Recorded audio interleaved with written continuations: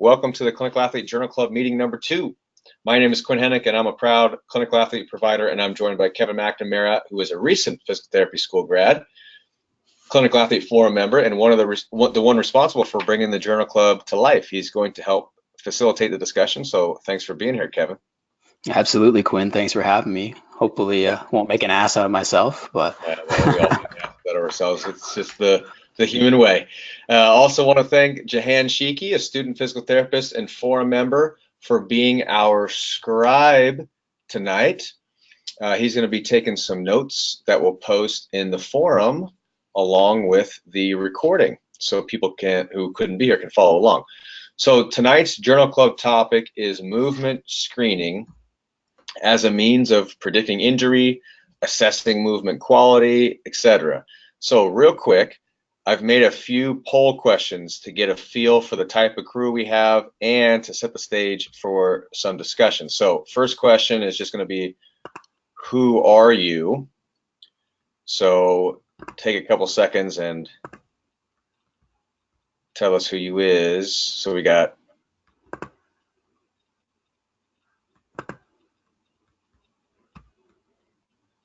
%. So people are still going. 56% student clinician, 50% student clinician.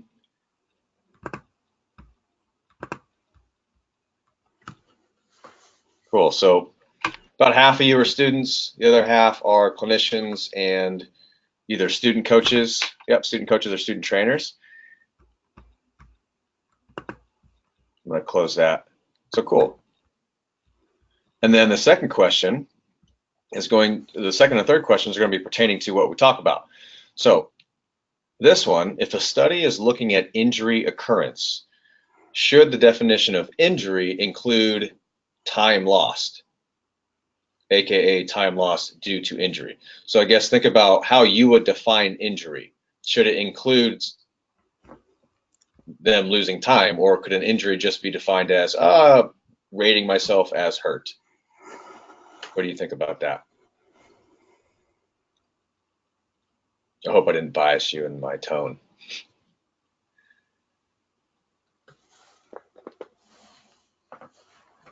I got it. Almost 80%. Yeah, 80% say yes, the definition of injury should include time lost.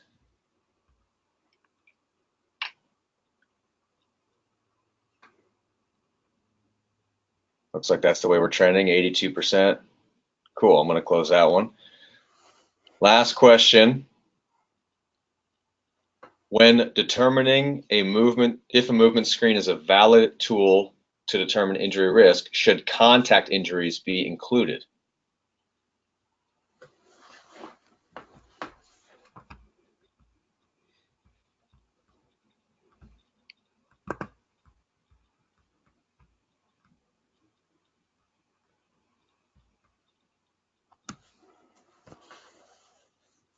%, say no.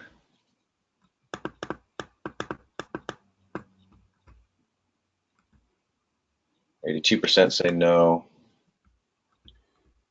Give you a few more seconds. Okay. So it seems like the majority of you think that time lost should be included in the definition of injury, and a contact injury should not be included when determining whether or not a movement screen is valid to predict. Cool. Okay. So we'll probably talk about all that stuff. I know we gave you lots of papers to look over, but a lot of them, kind of speak the same language, and it's just kind of give us a general sense of the overall body of literature. Kevin, what were your overall thoughts in general when we're talking about movement screening and injury risk? yeah. So for me, right out the gate, I'll just come forward and tell you my position. I don't think it's really all that controversial to say that the utility of something like the FMS as a predictor of injury, and one of the things that we need to kind of hash out is what exactly do we consider an injury. But I'd say it's been pretty much soundly disproven.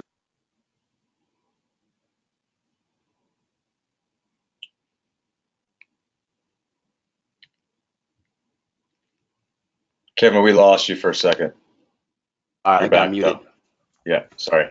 Anyways, what I was saying is, I think right out the gate, I don't think it's all that controversial to say that the utility is something like the FMS as a predictor of injury.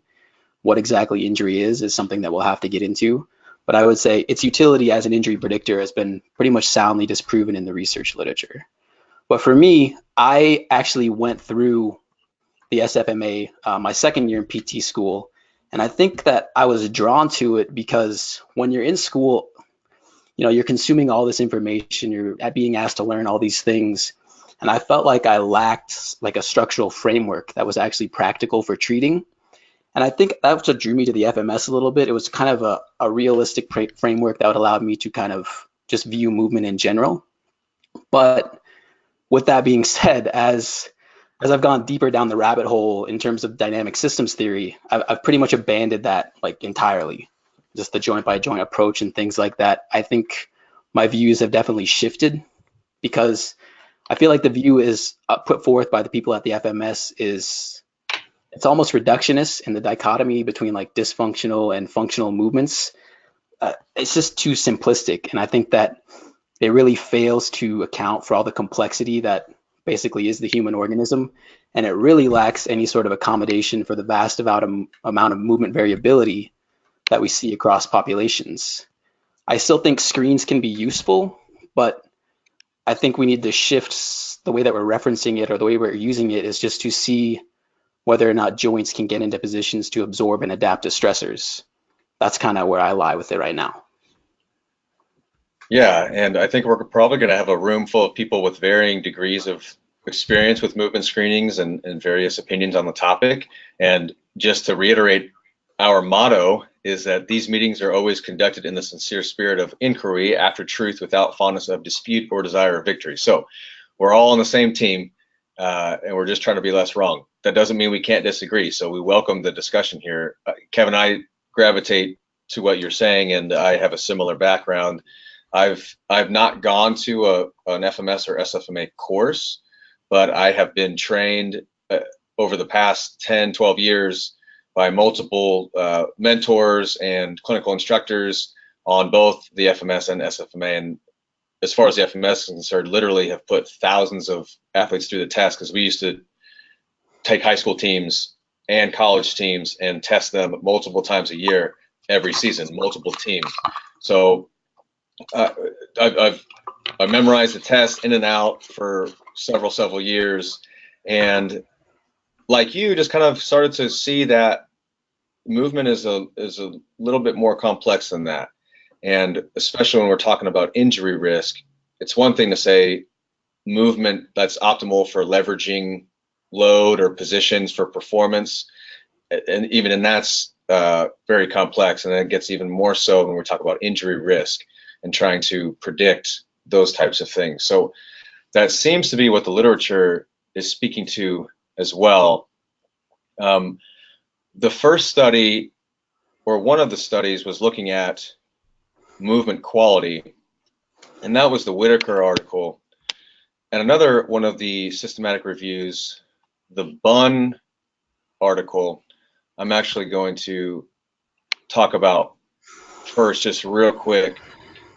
It was titled "The Association Between the Functional Movement Screen Outcome and the Incidence of Musculoskeletal Injuries, a Systematic Review with Meta-Analysis." And one of the rebuttals that I hear about the functional movement screen in particular is that it was never meant to be an injury risk predictor. It was never meant to be that. And I argue that it actually was.